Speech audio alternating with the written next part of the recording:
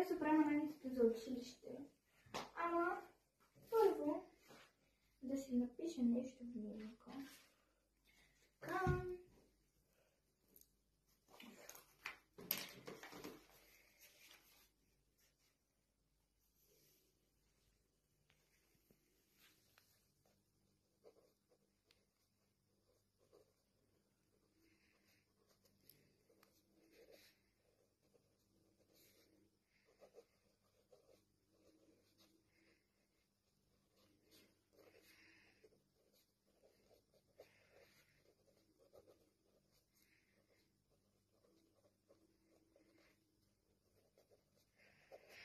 хоп, готово.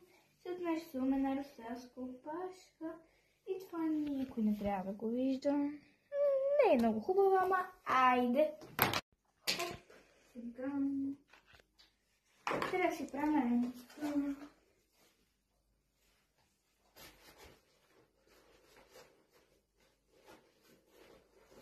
айде бе, така.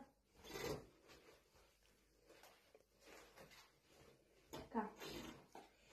Това никой не трябва да го вижда, което го написах.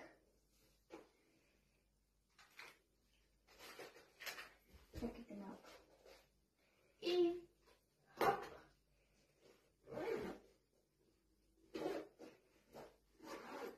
Сега да си взема телефона и гланца и тръгваме.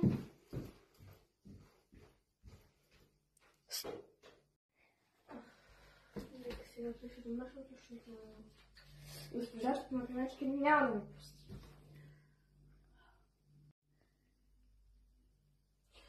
Не ще ми свърши с тъпото домашно, човек. Няма ще се справя. Всичко ми е написано и да такова, но не иска поне петък. И в последното на даска. Защото идва уикенд. Обаче уикенди са на сериозни тренировки. И дневника, в който пише, че съм опашка.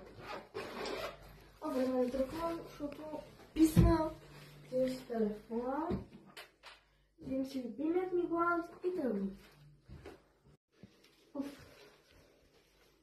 Так, много ще виж.